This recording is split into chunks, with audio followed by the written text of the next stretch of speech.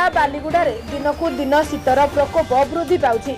जिलार विभिन्न स्थान में तुषारपात असंभाल शीत पाई पर्यटक फेरुछन्ति। शीत दाउरू रक्षा पाइबा प्रशासन पक्षरु घरे रहिबा पाई परामर्श दिया जाउछि।